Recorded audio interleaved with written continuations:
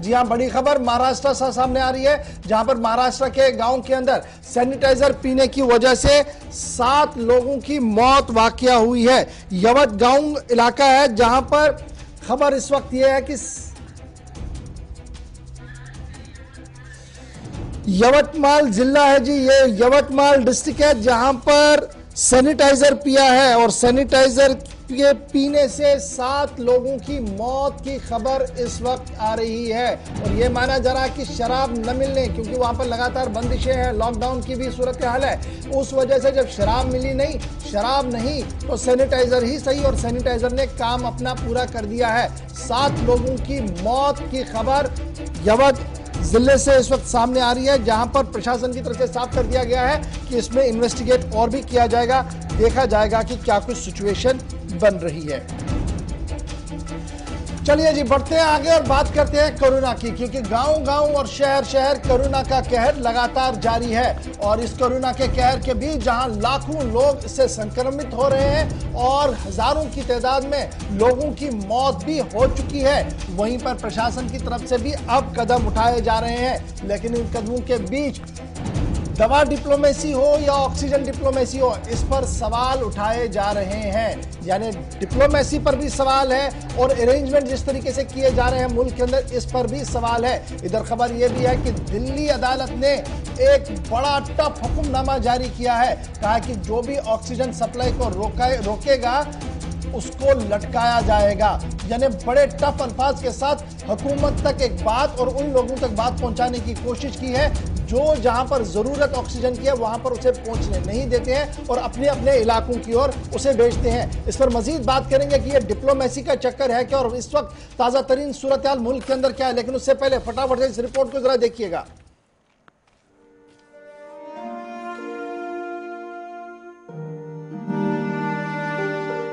मर गई। क्या हो गया था? कब मेरी माँ को इन्होंने ऑक्सीजन नहीं दिया, तड़प तड़प के मर गई। कब लाए थे उनको 5 दिन हो गया और रिकवर हो गई थी। अभी ऑक्सीजन नहीं था तो मर गई, तड़प तड़प के मर गई।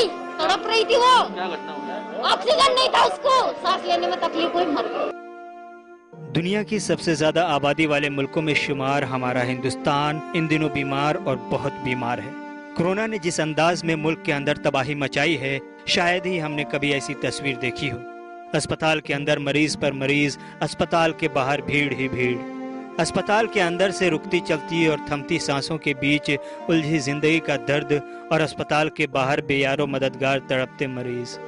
जो अस्पताल के अंदर हैं उन्हें जीने की तमन्ना है और जो अस्पताल के बाहर हैं उन्हें इलाज की चाहत। अस्पताल के अंदर से निकलती लाशों के साथ आहो फुगा और अस्पताल के बाहर चीखते चिल्लाते मरीजों के रिश्तेदार। ऑक्सीजन इसका एस्टिमेट 20% है, 1% नहीं लिया जा रहा है। SpO2 इसका बहुत लो है, वेंटिलेटर पेशेंट जा रहा है, यहाँ बोल रहे ऑक्सीजन नहीं है। फिर क्यों यहाँ के कमाल से क्यों यहाँ पे करते हैं? मत भेजे ना, क्या जान दे दे। फुल ऑक्सीजन उसकी चल रही है पूरी।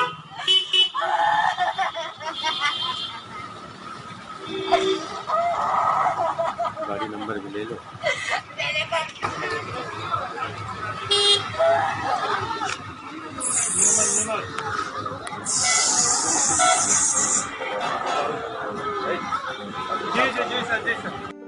हर तरफ बेकरारी है, हर तरफ बेचैनी है। अस्पताल से लेकर शमशान तक, अस्पताल से लेकर कब्रिस्तान तक रोजाना आंसुओं का सैलाब आता है और कितने दर्दमंदों को डबो ले जाता है। कब्रिस्तान में 2 गज जमीन मिलना मुहाल है और शमशान घाट पर लंबी कतार है।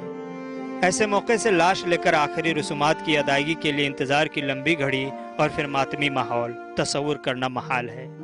यकीन नहीं आता कि हम 21वीं सदी में ऐसी भी तस्वीर अपने वतन की देखेंगे जहां मैयत की आखिरी रसूमात के लिए टोकन लेना होगा और घंटों इंतजार के कतार में खड़ा रहना होगा। ख्वाब में भी ऐसा नहीं सोचा था कि लाशों की इतनी भीड़ हो जाएगी कि 2 गज जमीन नहीं मिल पाएगी। कभी सोचा ही नहीं था कि माँ बेटा के लिए, बेटा बाप के लिए, बाप बेटे की जान बचाने के लिए दिन रात एक अस्पताल से दूसरे अस्पताल का दरवाजा खटखटाने को मजबूर होगा और अपने रिश्तेदारों की जान बचाने की भीख मांगेंगे।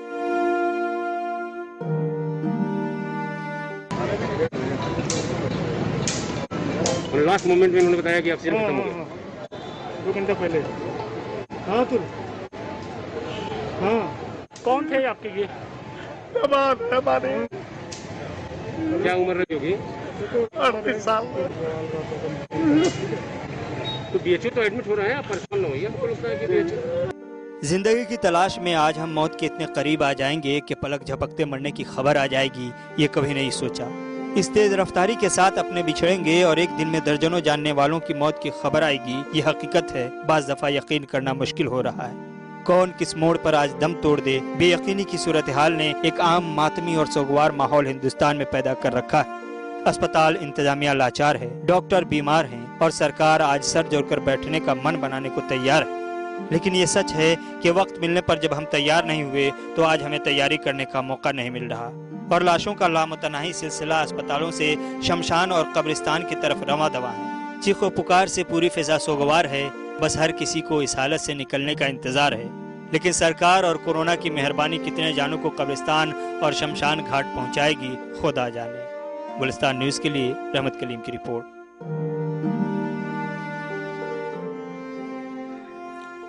रहमत कलीम इस वक्त मेरे साथ बराबर लाइव भी खड़े हैं। रहमत, बहुत शुक्रिया जी ज्वाइन करने के लिए। लगातार आप रिपोर्ट कर रहे हैं कोविड पर, दिल्ली से लेकर मुल्क भर की रियासतों के अंदर क्या कुछ चल रहा है, ताजा तरीन जरा बताइएगा कि इस वक्त क्या कोई रिलीफ आपको कहीं से नजर आ रहा है, या पिछले 3 दिन से जो हू का आलम हम देख रहे हैं दिल्ली समेत मुख्तलिफ रियासतों के अंदर वो लगातार जारी है? जी देखिए, बिल्कुल रिलीफ का आलम तो यही है कि दिल्ली के एम्स ने अपने बेड की कटौती कर दी और इमरजेंसी वार्ड में भी भर्ती बंद कर दी है। किसी भी तरह से अब नए मरीज की भर्ती एम्स में नहीं होगी।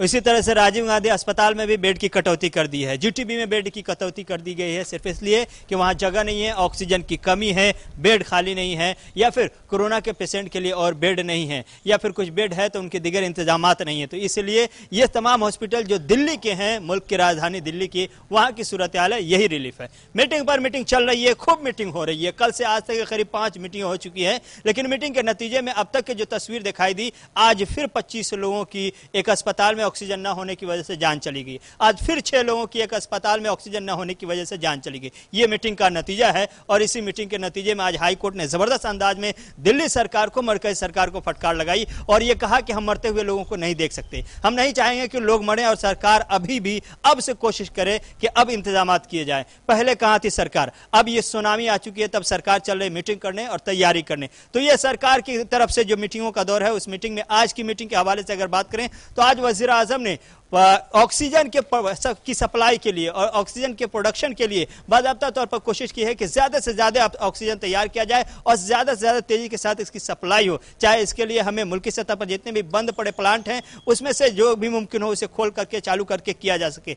ये सब अब कोशिशें हो रही हैं ऐसे वक्त में जब हमें जरूरत थी, जब हमारे सांसों की कीमत उस पर जाकर लगती है, वैसे वक्त में हम कदम बढ़ा रहे हैं घर से बाहर निकल करके देखने के लिए कि प्लांट चालू हो भी सकता है, ऑक्सीजन पैदा कर भी सकते हैं या नहीं। तो यह सूरत हाल है, यही रिलीफ है। अगले 1 हफ्ते तक करीब यही तस्वीर देखने को मिलेगी। ऑक्सीजन एक्सप्रेस चल जरूर रहा है, कुछ मुल्कों से बाहर से मंगाने की जरूर बात चल रही है, लेकिन फिलहाल कई अस्पताल ऐसे हैं, दिल्ली की बात करें, अमृतसर पंजाब की बात करें, हरियाणा की बात करें, यूपी की बात करें, बिहार की बात करें, करीब दर्जनों ऐसे अस्पताल हैं जहां पर ऑक्सीजन की किल्लत है और बड़ी तादाद में अस्पताल के बाहर मरीज आज भी इस वक्त भी तड़प रहे हैं। रहमत, क्या हम ये माने कि हमारे पॉलिसी मेकर्स इसको एसेस करने में नाकाम रहे, इस सेकेंड वेव को? नंबर 1 और नंबर 2, जिस तरीके से हमने 29 जनवरी को दावोस कॉन्फ्रेंस, दावोस फोरम के अंदर ये कहा कि हमने जंग जीत ली है और अब हम इस पर काबू कर चुके हैं, ये रॉन्ग असेसमेंट था और ये मैसेज इंटरनेशनल कम्युनिटी में जो चला गया हमारा,